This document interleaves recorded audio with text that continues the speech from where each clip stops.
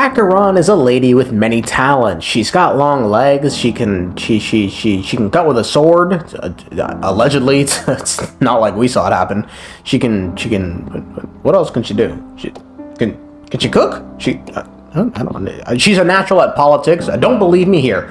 Let's play a game. I will play an Acheron clip where she's answering something. You try and guess what question was asked. The Golden Dream is getting restless. In the coming nights of Long, I'm afraid you will face many tribulations and witness many tragedies. And finally, your sight will only see black and white. Bro, what are you the question was, will we see her again? That aside, did this Acheron here know everything that has happened in Penacony thus far and everything that will happen in Penacony? Not because she's some sort of oracle who receives visions, but rather, and more simply, she already lived through everything that was going to happen in Penacony. Acheron's reveal as an emanator who brings death and finality, I think, forces us to re-examine the opening scene, particularly because there is an eon associated with both finality and moving through time and its terminus. Terminus is said to be an eon that, quote, moves backward in time and presides over the path of finality. The apparition travels across the universe while murmuring a prophecy that is destined to be fulfilled. The eon's ability to move backwards in time is again reiterated during the Pure Faith memory bubble, where it said that a certain branch of followers of Terminus, the Creed Exequi, are, quote, summoning them, the noble being who travels against time. They intend to treat a mysterious communication channel with fucking hell, bro, steganography, and craft it into a ritual prayer. In Chinese, Terminus's name is Mo Wang, quite plainly translating to King of the End. So if Acheron is an emanator of Terminus and this entire opening scene is actually after the events of Penacony, then it should more appropriately be called the terminus of our journey. One thing that helps to drive this idea are the conversations we were able to overhear whilst in that particular dreamscape. Acheron called them shadows of the dreamscape, which is important because it implies every conversation down there has already happened, given what we see are shadows of the real conversation. So for instance, one of these conversations, or I say conversations, but it's more like just lines, just lines people have said in the dreamscapes. We know for a fact this already happened, is the Sparkle and Black Swan interaction. Memo Keeper, do you think you can just leave? Memo Keeper, did you think you could just leave? I'm sorry. The dance partner of my choice, I've already chosen. I'm sorry, my dear. My dream dance partner? I've already got sights on someone else. Now, another conversation we can probably surmise has already happened is the Sam and SilverWolf one. How do you intend to pull them off the stage? All we have to do is present the truth, and they will naturally reciprocate. Given they're discussing Sam's plan in Penacony, it would make sense this happened before Sam actually arrived at Penacony. However, this conversation between the two must have occurred on Penacony, otherwise how else could it be a shadow of the dreamscape? So this implies at some point, SilverWolf was either on Penacony or will be on Penacony, or, and this is far more likely, SilverWolf just appeared in a holograph to speak with Sam. However, these two conversations may have already taken place before the main story started, so how could they imply that this dreamscape is our terminus? Well, it's actually the other two interactions which should raise some eyebrows. Did I raise some eyebrows? Nigga, I did not write raise some eyebrows. Get the fuck out of here, raise some eyebrows. No, what? The Charmony Festival stage belongs only to you, little sister. But if I can't sing, what meaning does the stage have?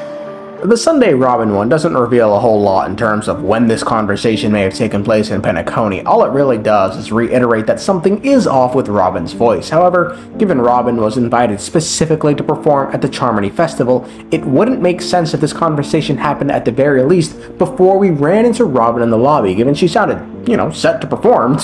It wasn't until right at the very end of the main story we learned that unnecessary emotions may be inhibiting her ability to perform. This is not good. You're the pride of the family. Don't let those unnecessary emotions affect your perfect pitch. So I think it's more likely that these lines were said sometime between when we saw Robin in the lobby and before her death. But it's important to remember, these aren't exactly conversations so much as they are just lines people said taken out of context. Next up is Dr. Ratio and Aventurine. Ah, the charming audacity. To think that you, of all people, might emerge victorious, dear gambler. 3 chips are enough. All or nothing. And now this interaction is the most interesting of the bunch. There's 2 important things to take away from this, and the first is Aventurine's comments about having 3 chips, because as of the end of Act 1, Aventurine only has 2 chips, the Garden of Recollection and the Astral Express. Friends? Oh, please. You guys only treat others as your bargaining chips. Oh, what's wrong with chips?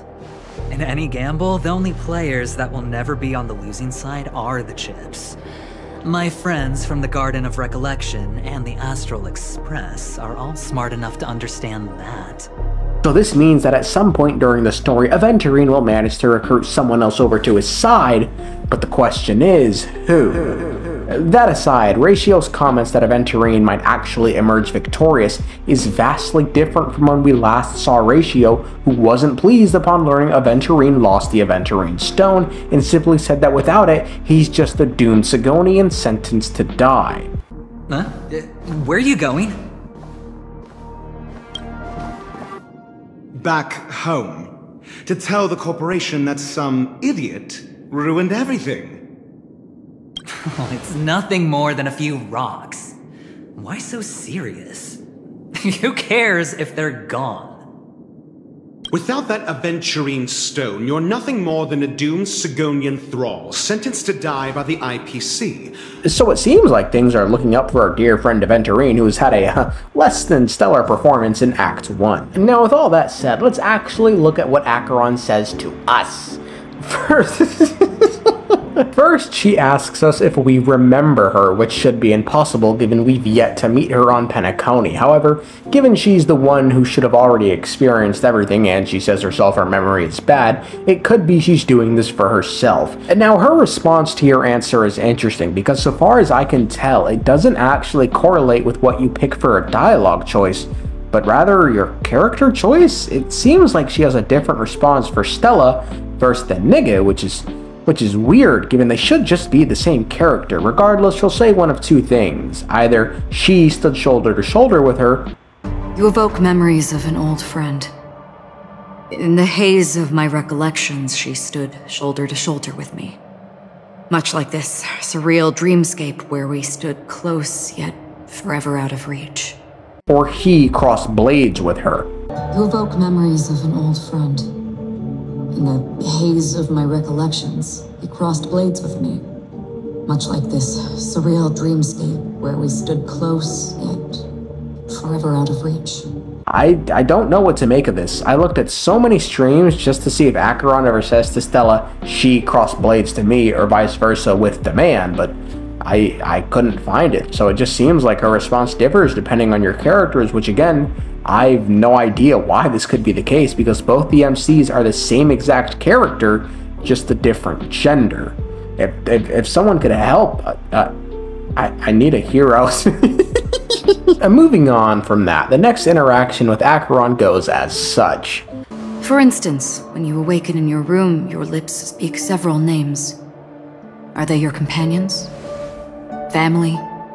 Enemies? You seem to have forged unbreakable bonds with many people and many incidents. Might I ask if you fear losing these bonds? In the context of this Acheron having already witnessed everything and knowing what's to come, her asking us if we fear losing our bonds may serve as a form of introspection or self-reflection. It could reveal her own struggle with the emotional consequences of knowing what lies ahead while still valuing the connections she shares with others. Thus, her question becomes a window into her internal conflicts and a way for her to grapple with the complexities of, I don't know, her clairvoyance? In relation to her own personal experiences and relationships. Next up, she asks, if there was a vast dreamscape, so lifelike it's indistinguishable from reality. There, no one faces life's separations or deaths. Everyone attains their deserved happiness and lives joyfully ever after. I would ask, would you wish to stay? Here she's clearly talking about Penacony's own dreamscape, where we've seen these exact words play out. People die, but not really. I mean, we've seen the likes of the infamous Leslie Dean rise from the dead based on the will of his fans. The overall problem she's describing is reminiscent of Plato's allegory of the cave, which, for those of you lucky bastards who were never forced to take a fucking beginner philosophy class in college, is just the Matrix, right? Live in a fake world or face reality. Now, imagine if this splendid dream were fated to fall apart. Friends, family, strangers, followed by the gentle breeze, soaring birds, the stars, and ultimately yourself. Everyone and every face they remember, the joy and the heartaches, the vows sealed and those left hanging, all will inevitably march towards a predetermined ending. If you had grasped the journey's finale right from its inception, I would ask, would you still embark on this journey? Well, now this sounds like Acheron is a proponent of the block theory of the universe and determinism, so good for her, man. Fuck free will. Her entire question reminds me of a fantastic movie called The Arrival, which, spoiler warning, I'm going to talk about it right now. In the film, the protagonist, Louis Banks, is a linguist who gains the ability to see into the future due to her interaction with the aliens who perceive time differently. Louis learns that her future child will die at a... I don't think it's Louis, bro. There's no way that's Louis, man. Louis learns her future child will die at a young age due to a rare disease. Despite knowing this tragic outcome, she still chooses to have the child, which made Hawkeye furious, and he ended up leaving her as a result. So this entire problem raises a lot of important questions as they pertain to free will and determinism, which I'm sorry, I can't go into that right now, bro, because it's 1 a.m. and I'm running on fumes right now, my niggas. The whole reason this little interaction is important is because despite Acheron stating it like it's a hypothetical, it seems like we may end up losing a lot in Penacony. Finally, Acheron once again asks us the original question. Hearing, touch, thought. Through these you gain emotions. Cherish them. With emotions we make choices. And so we return to the original question. I would ask, do you still remember me?